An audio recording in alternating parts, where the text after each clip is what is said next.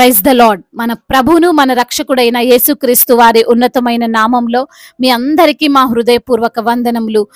ఈ యొక్క ఆదరణ వాక్యము మీకు దీవెనకరంగా ఉందని నమ్ముతున్నాము. కనీసము ఈ వాక్యమును ఒక 10 మందికైనా షేర్ చేయగలరని దేవుని పేరట మనవి చేసుకుంటున్నాము.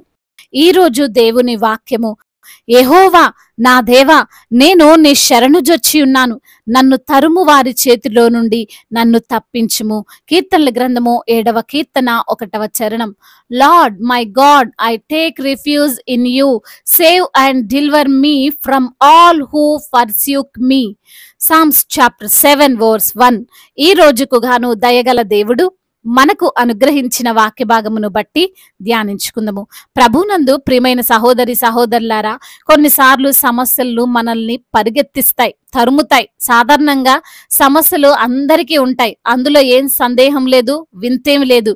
కానీ కొన్ని మనము ఊహించని సమస్యలు, అసలు అనుకోని కొన్ని ఇబ్బందులు మనల్ని తప్పక పరిగెత్తేలా చేస్తాయి. మనం పరిగెత్తకపోతే అవి మనల్ని లేకుండా చేస్తాయి. వర్షం వస్తే ఎవరు భయపడరు, ఎవరింట్లో వారు ఉంటారు. కానీ వర్షంతో పాటు వరదలు వస్తుంటే ఇంట్లోనే ఉంటారా? ఉండరు కదా, అక్కడి నుండి పారిపోతారు. ఈ రోజున అలాంటి వరద వంటి ప్రతికూల పరిస్థితులు, సమస్యలు, శత్రువులు ఎవరు నిన్ను తరుముతున్నారు, ఏది నిన్ను తరుముతుంది, ఎలా బయటపడాలి, ఎక్కడ వీటి నుండి నాకు రక్షణ వస్తుంది అని నువ్వు ఆలోచిస్తున్నావా? ఎవరి సహాయము నన్ను ఈ బాధల నుండి, ఈ భయంకరమైన పరిస్థితుల నుండి కాపాడగలదు అని అనుకుంటున్నావా? దేవుని దగ్గర నీకు తప్పక రక్షణ దొరుకుతుంది. ఆయన నిన్ను తప్పకుండా కాపాడుతాడు. నిన్ను తరుముతున్న ఆ శోధనల నుండి, ఆ సమస్యల నుండి, ఆ బలహీనతల నుండి, అప్పుల నుండి యేసయ్య తప్పకుండా నిన్ను తప్పిస్తాడు. దావీదుకు వచ్చిన కష్టమును బట్టి దావీదు వ్రాసిన ఈ కీర్తనలో దావీదు తనకు దేవుని పైన ఉన్న విశ్వాసమును, నమ్మకమును కనబరుస్తున్నాడు. శత్రువులు తనను తరుముతున్నప్పుడు ఎవరి దగ్గరికి వెళ్ళాలి, ఎవరైతే నన్ను కాపాడగలరు అని దావీదు ఆలోచించాడు. ఎవరైతే నన్ను ఈ భయంకరమైన సమస్యల నుండి నన్ను తప్పిస్తారు అని అనుకున్నాడు. ఎటువైపు చూసినా బలమైన ఆశ్రయం, బలమైన దుర్గము, శక్తివంతమైన సహాయం కనిపించలేదు. దేవుడు తప్ప నన్ను ఎవరు తప్పించలేరు అని తెలుసుకున్నాడు. అందుకే అంటున్నాడు, యెహోవా నా దేవా, నేను నీ శరణుజొచ్చియున్నాను అని. ఈరోజు నీకు సహాయము చేయగలవారు ఎవరు అంటే కేవలం సర్వ సృష్టికర్త అయిన దేవుడు మాత్రమే. ఆయన మాత్రమే నిన్ను తప్పించగలడు. ఆయన దగ్గర మాత్రమే నీకు క్షేమముంది. చూడండి, రాజు బలవంతుడు అయినటువంటి దావీదు తన స్నేహితులను ఆశ్రయించలేదు, తన బంధువుల ఇంటికెళ్ళి నాకు సహాయం చేయమని అడగలేదు, తన యొక్క రక్త సంబంధుల దగ్గరికి వెళ్ళి వారి పాదాలు పట్టుకోలేదు, లేదా అధికారుల దగ్గరికి వెళ్ళి మీరు తప్ప నన్ను ఎవరు రక్షించలేరు అని ప్రాధేయపడలేదు. ఎందుకో తెలుసా? వారందరూ దేవుని కంటే శక్తి గలవారు కాదు అని దావీదుకు తెలుసు. దేవుని కంటే జ్ఞానవంతులు కారు అని దావీదుకు తెలుసు. అందుకే దేవుని పాద సన్నిధికి వచ్చి దేవుని పాదాలు పట్టుకున్నాడు. నీవు ఈరోజు దేవుని పాదాలు పట్టుకో. ఈ లోకంలో ఏ వ్యక్తి, ఏ శక్తి నిన్ను రక్షింపలేకపోవచ్చు, కానీ నేను నమ్మిన నా యేసయ్య తప్పకుండా కాపాడతాడు. ఈ రోజున నిన్ను తరుముతున్న పరిస్థితులు ఏవైనా కావచ్చు, వాటిని బట్టి భయపడి వాటికి సరెండర్ అవ్వద్దు. నేను ఏమి చేయలేను అని, నా వలన కాదు అని, నేను చేయాల్సిందంతా చేశానని నిరాశ చెందకు. దావీదును రక్షించేవారు లేరు అని తెలుసుకున్న అతని శత్రువులు అతన్ని సింహము వలె ముక్కలు ముక్కలుగా చీల్చివేయాలని తలంచారు. వారి చేతిలో పడ్డవారు సజీవంగా లేరు, ఉండరు అని అందరూ భయపెట్టారు. ఈరోజు నిన్ను కూడా భయపెడుతున్నారేమో. నీకొచ్చిన ఈ సమస్య, నీకొచ్చిన ఈ అనారోగ్యం, నీకొచ్చిన ఈ ఆర్థిక పరమైన కష్టము బహుశా సింహము వలె నిన్ను చీల్చి వేయడానికి సిద్ధంగా ఉందేమో. భయపడి అక్కడే ఆగిపోకు, పరిగెత్తు, పరిగెత్తి దేవుని సన్నిధికి రా, యేసయ్య పాదాలు పట్టుకో. ఆయన నిన్ను ఖచ్చితంగా తప్పిస్తాడు. దేని చేతిలో అయితే నీవు పడ్డావో దాని చేతిలో నుండి దేవుడు నిన్ను విడిపిస్తాడు. మనుషులు మన మొర ఆలకించకపోవచ్చు, కానీ దేవుడు తప్పకుండా ఆలకిస్తాడు, రక్షిస్తాడు, తప్పిస్తాడు. కాబట్టి ఈ మాటలు వింటున్న ప్రియమైన సహోదరి, సహోదరుడా, నిన్ను తరుముతున్న ఏ సమస్య అయినా సరే దాని నుండి బయటపడాలి అంటే నీవు ఆశ్రయించాల్సింది మనుషులను కాదు, నీవు ఆశ్రయించాల్సింది దేవుణ్ణి. నీవు దేవుణ్ణి పాదాలు పట్టుకోవాలి. నీవు అధికారంలో ఉన్న వారిని కాదు ఆశ్రయించాల్సింది, మరి ఇంకా ఉన్నతమైన స్థానంలో ఉన్న వారిని కాదు నువ్వు ఆశ్రయించాల్సింది. యేసయ్యను నువ్వు ఆశ్రయించు, ఆయన పాదాలు పట్టుకో.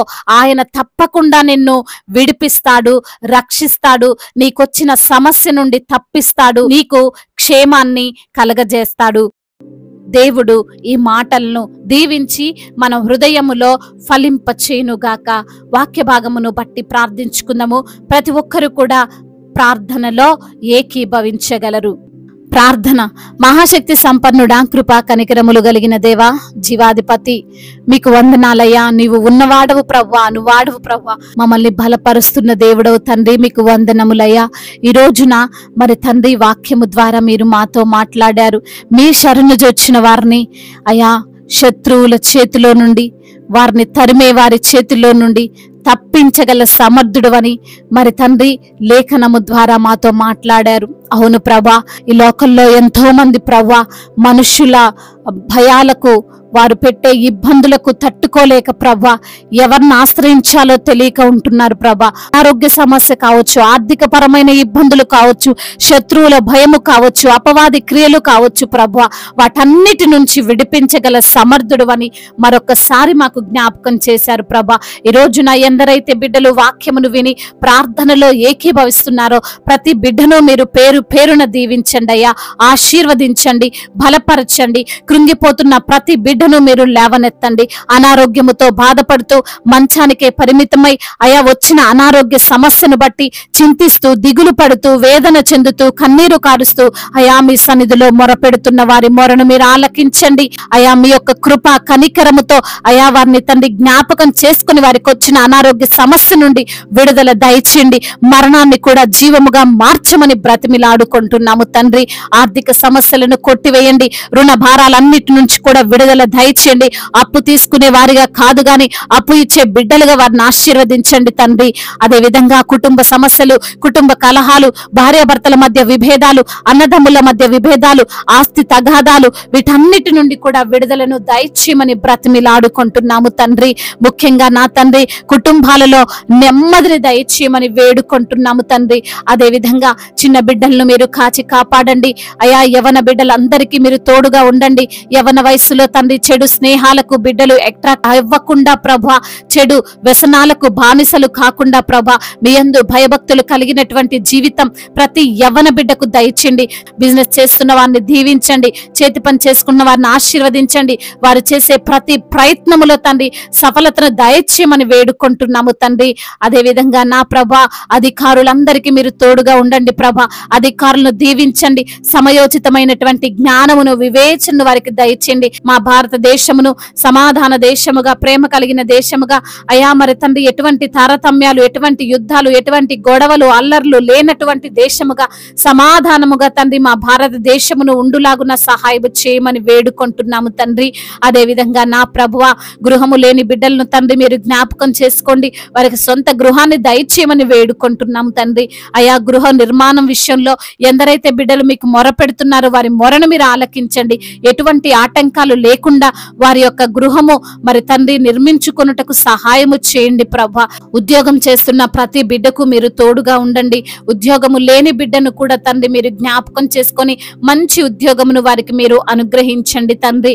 ఇతర దేశాల్లో ఉంటున్న ప్రతి బిడ్డకు మీరు తోడై ఉండండి అయ్యా. వారు అనుభవిస్తున్న బాధలు, శోధనలు అన్నిటి నుంచి కూడా విడుదల దయచేయండి అయ్యా. ఎందరైతే బిడ్డలు ప్రభా అయా ఇంకా రక్షణ లేక ఉన్నారో, మారు మనసు లేక ఉన్నారో, మీ సువార్తకు లోబడకుండా ఉన్నారో, కఠిన హృదయులై ఉన్నారో వారి మనస్సును మీరే కరగదీయండి ప్రభా. హృదయాన్ని మార్చి అనేకులకు ఆశీర్వాదకరముగా వారిని మీరు నిలవబెట్టండి నా తండ్రి. అదే విధంగా సువార్థికులను మీరు బలపరచండి, మిషనరీస్ ని మీరు దీవించండి. దైవ సేవకులందరికీ అయా మీరు తోడై ఉండండి నా ప్రభు. వారు చేస్తున్న సేవ సేవను ఫలింప చేయండి ప్రభా, విస్తరింప చేయండి ప్రభా. అదే విధంగా నా ప్రభా, ఇంకా దుఃఖములో ఉన్న ప్రతి బిడ్డకు ఓదార్పును దయచేయండి, నెమ్మదిని దయచేయండి, వారి కన్నీటిని తుడిచి నాట్యముగా మార్చమని వేడుకుంటూ యేసుక్రీస్తు వారి ఉన్నతమైన నామంలో ఈ ప్రార్థనను అడిగి వేడుకొని పొందుకొని ఉన్నాము మా ప్రియ పరలోకపు తండ్రి, ఆమేన్. ఈ రోజు పెళ్లి రోజు మరియు పుట్టినరోజు జరుపుకున్న వారందరినీ దేవుడు దీవించి సకల మేలులతో, సకల ఆశీర్వాదములతో, కృపాక్షేమములతో, శాంతి సమాధానముతో, మెండైన దీవెనలతో దేవుడు మిమ్మల్ని నింపునుగాక. మీ యొక్క ప్రార్థన అవసరతలను మాకు తెలియజేయగలరు. మీ కొరకు మేము తప్పక ప్రార్థిస్తాము. మొదటిసారిగా మన యొక్క ఆదరణ వాక్యం చూస్తున్నట్లయితే తప్పకుండా సబ్స్క్రైబ్ చేసుకోగలరు. ఈ వాక్యం మీకు ఆశీర్వాదకరంగా ఉండినట్లయితే అనేకులకు కూడా ఈ వాక్యాన్ని పంపి మీరు కూడా దేవుని యొక్క రాజ్య సువార్తలో పాలిభాగస్తులు కావాలని దేవుని పేరిట మనవి చేసుకుంటున్నాను. May God bless you all. దేవుడు మిమ్మల్ని దీవించి బలపరిచి స్థిరపరచునుగాక.